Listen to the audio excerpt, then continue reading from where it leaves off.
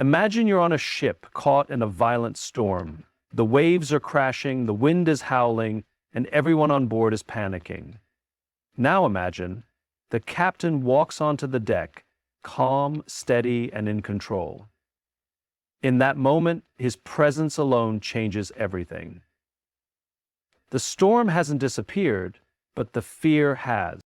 Great leaders, great thinkers, they don't avoid pressure. They don't let the storm shake them. Instead, they become the anchor that holds everything together.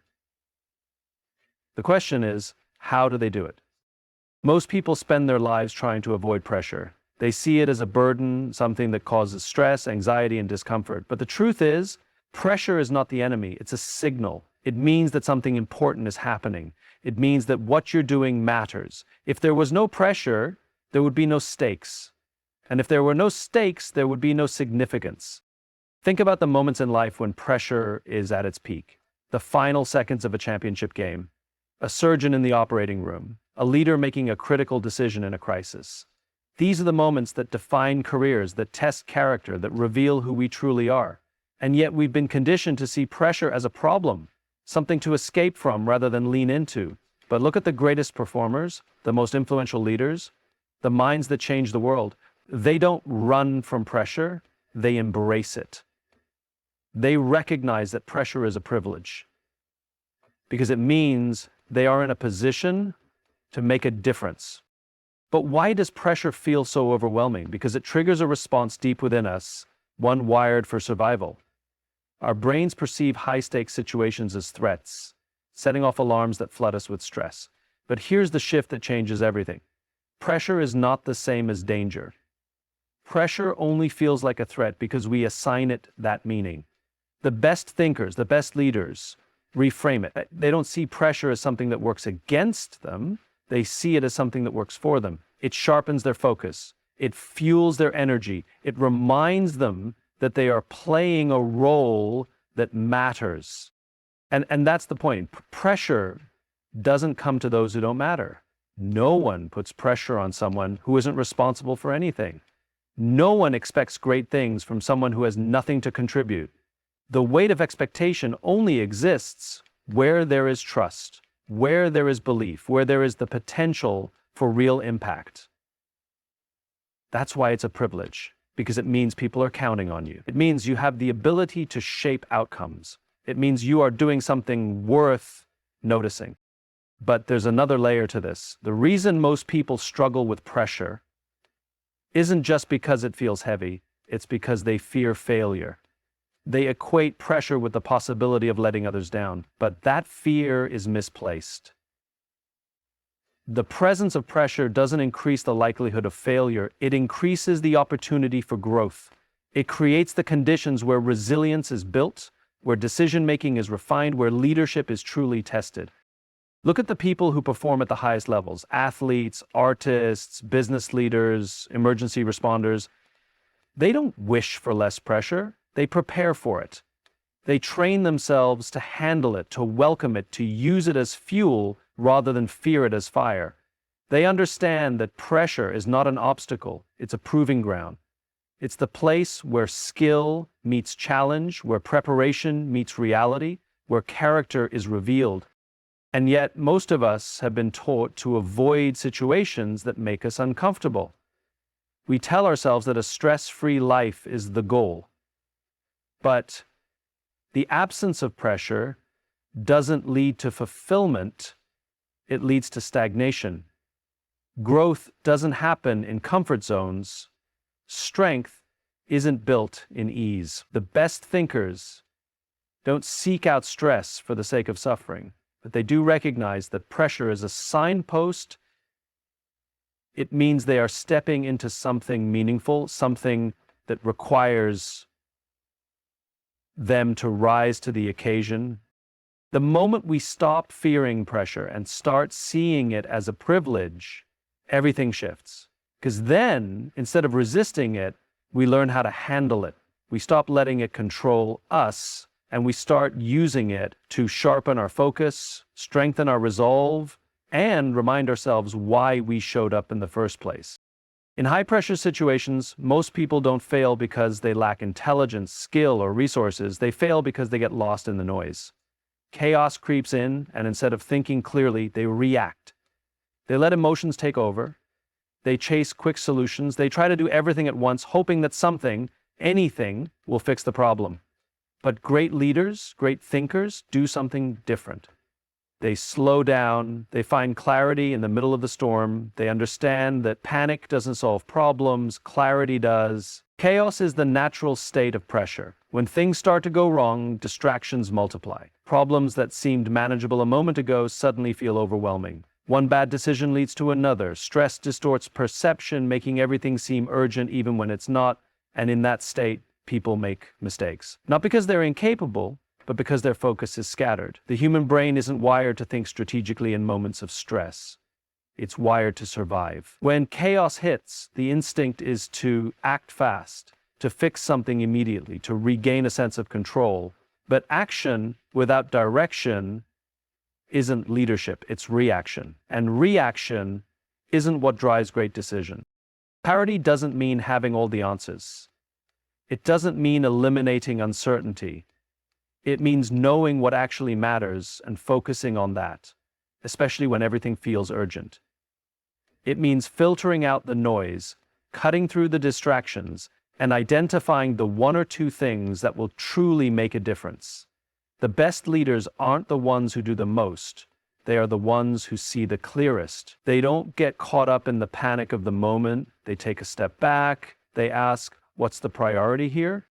Most people assume that clarity comes from having more information, that if they just analyze every detail, think through every possibility, and consider every scenario, they will gain a sense of control. But the truth is, more information doesn't always lead to better decisions.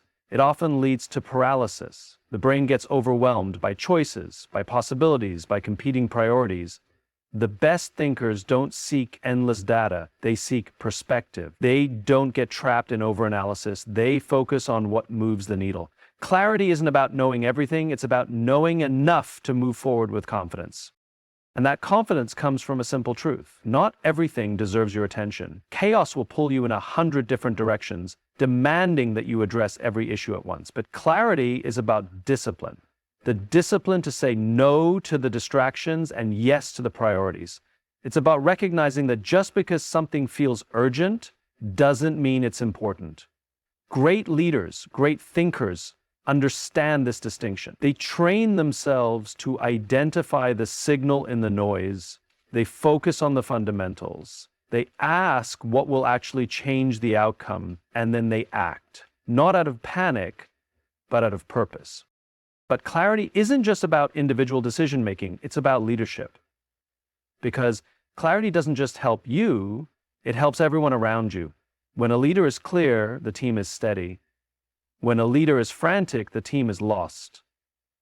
Confusion is contagious. But so is certainty. People look to leadership for guidance, especially in high-pressure moments. If a leader reacts emotionally, jumps from one solution to another, or communicates in a way that fuels uncertainty, the team will follow suit.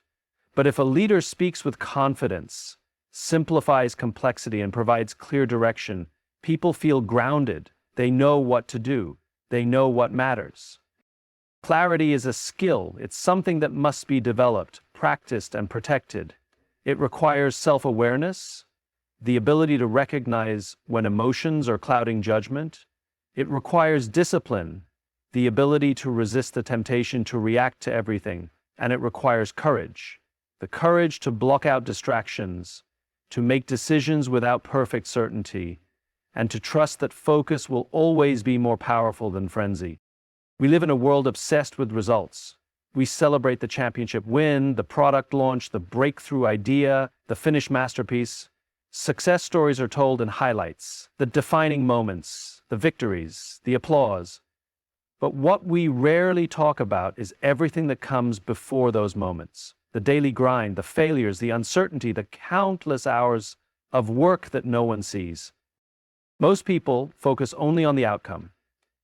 They judge success based on whether they hit the target, whether the plan worked, whether they got the recognition. And when things don't go as expected, they panic, they lose confidence, they abandon ship. But great thinkers, great leaders, they operate differently. They don't obsess over the immediate outcome. They trust the process. But what does that really mean, trusting the process? It means understanding that outcomes are unpredictable, but effort is within our control. It means valuing progress even when it's invisible. It means realizing that just because you can't see the results right away doesn't mean the work isn't paying off. A tree doesn't grow overnight. An athlete doesn't master their sport in a week. A leader doesn't build trust in a single meeting. The process takes time, and yet most people abandon it too soon because they don't see immediate results. The problem with focusing only on outcomes is that it makes you reactive. When things go well, you feel on top of the world. When they don't, you spiral into doubt. You start questioning yourself, your strategy, your abilities. But the best thinkers, the best performers, they don't ride that emotional roller coaster. They stick to the process. They understand that setbacks are part of the journey, not signs to give up. They see failure not as proof that they aren't good enough, but as data, information that helps them refine, adjust, and keep moving forward. Trusting the process also means detaching from the illusion of control. No matter how much we plan, there will always be variables beyond our reach, market shifts, unexpected obstacles, changes in circumstances. If we tie our confidence solely to outcomes, we set ourselves up for frustration. But when we trust the process, we develop something far more valuable than just results. We build resilience. We learn to adapt, to refine our approach, to keep showing up even when things don't go as planned. And this is where most people struggle. They want certainty. They want guarantees. They want to know that their effort will pay off in exactly the way they envision. But life doesn't work that way. The most successful people aren't the ones who always get it right the first time. They're the ones who keep going when they don't. They stick to their principles. They keep doing the work, even when it's difficult, even when no one is watching, even when progress feels slow. Because they understand something most people don't. Growth isn't always visible in the moment, but that doesn't mean it isn't happening. There's a reason why elite performers, whether in business, sports, or the arts, obsess over habits rather than just results. They focus on consistency, on refining their craft, on getting just a little bit better every day. They don't ask, did I win today? They ask, did I improve today? Because they know that if they take care of the process, the results will take care of themselves. But trusting the process isn't just about patience, it's about conviction. It's about believing in what you're building, even when others don't see it yet. It's about understanding that success isn't a single moment, but a series of moments stacked over time. And most importantly, it's about staying committed, not because success is guaranteed, but because the process itself is what shapes you into the person capable of achieving it. Walk into any room, any office, any gathering of people, and you'll notice something almost instantly. The mood of the group is rarely random. It's influenced, it's shaped, it's set by the energy of the people within it, often by just one or two individuals. If you've ever sat in a meeting where tension was thick in the air, where stress was palpable, where a leader's frustration made everyone uneasy, you've experienced it firsthand. Emotions spread, and they spread fast. This is emotional contagion, the phenomenon where one person's mood, mindset, and energy influence those around them, sometimes without a single word being spoken. It's why a leader's anxiety can make an entire team nervous. It's why a single person's negativity can drag down an entire room. But it's also why a leader's calm can create stability, why confidence can be transferred, why one person's composure can shift the emotional state of an entire group. Most people don't realize how much power they have in shaping the emotional environment around them. They assume that emotions are individual experiences, that their stress, their frustration, their fear exists only in their own mind. But human beings are wired to pick up on each other's signals.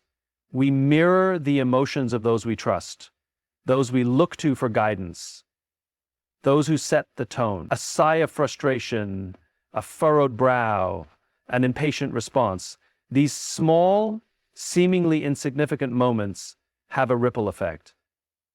They change the atmosphere, They shape behavior. Nowhere is this more evident than in leadership. The way a leader carries themselves under pressure dictates how their team responds. When a leader panics, people scramble. When a leader is indecisive, uncertainty spreads. When a leader loses control, chaos follows. But the opposite is also true. When a leader stays composed, when they project steadiness, when they handle stress without letting it consume them, people feel reassured. They find their footing. They take a breath and focus on what needs to be done. Think about a time when you were part of a group facing a challenge. Maybe it was a tight deadline, a major setback, an unexpected crisis. In those moments, everyone looks around, scanning for cues on how to react. And whether they realize it or not, they take their emotional lead from the people they trust most. The ones they believe have the answers, the ones they assume are in control.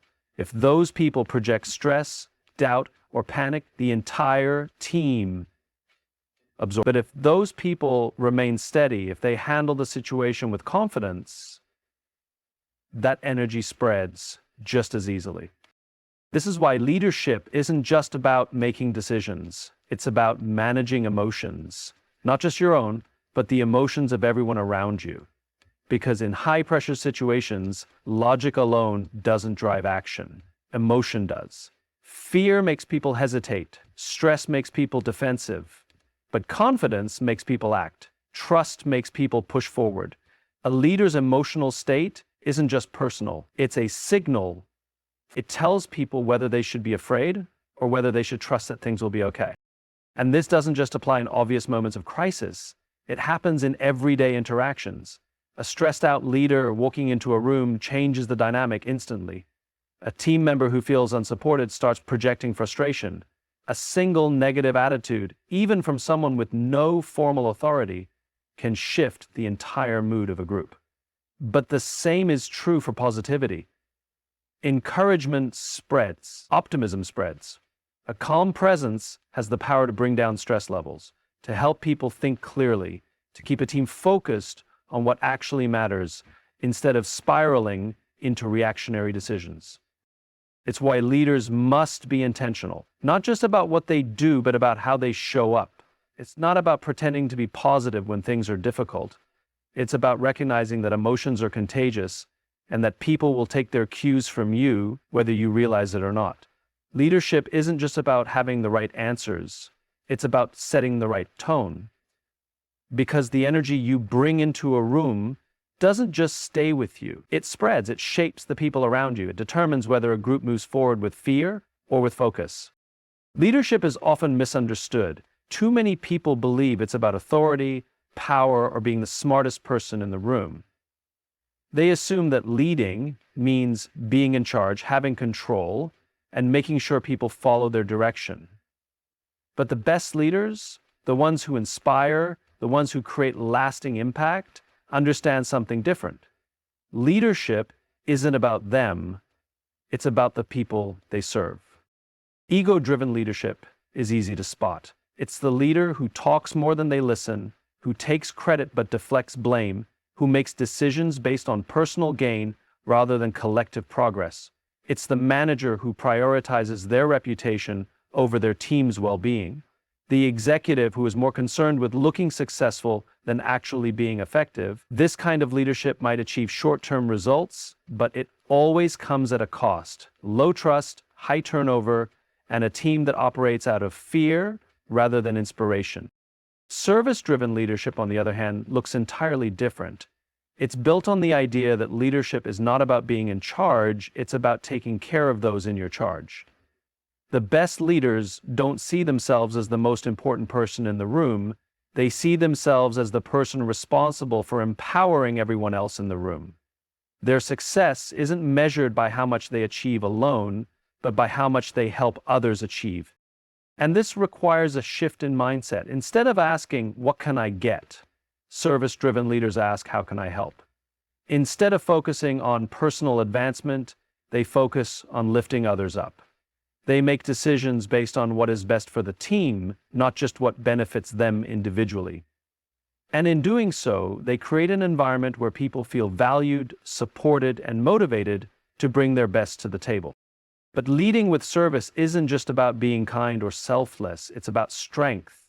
Because serving others means taking responsibility. It means putting the mission first, even when it's inconvenient. It means making tough decisions that protect the team rather than the leader's image. It means standing up for what's right, even when it's unpopular. Service-driven leadership isn't about avoiding conflict or making people happy all the time. It's about ensuring that the people you lead have what they need to succeed, even if that means having hard conversations, making sacrifices, or putting personal recognition aside. The challenge is that ego is always lurking. It's human nature to want recognition, to want to be seen as competent, to want validation. And there's nothing wrong with ambition or confidence. But the moment a leader's ego becomes more important than the people they serve, trust is lost. The best leaders constantly check themselves. They ask, am I making this decision because it's right or because it benefits me? They remain open to feedback even when it's uncomfortable. They surround themselves with people who will challenge them, not just agree with them. This is what separates true leaders from people who simply hold leadership positions. Titles don't make someone a leader, behavior does. Anyone can command authority, but not everyone can earn trust. Anyone can give orders, but not everyone can inspire action. And inspiration doesn't come from power, it comes from purpose. Service-driven leadership also creates loyalty in a way that ego never can. When people know that their leader genuinely cares about them, not just as workers, but as people, they show up differently, they work harder, they commit more fully, not because they have to, but because they want to. They feel safe enough to take risks, to speak up, to innovate. They don't operate out of fear of failure. They operate out of a shared sense of purpose. And here's the irony.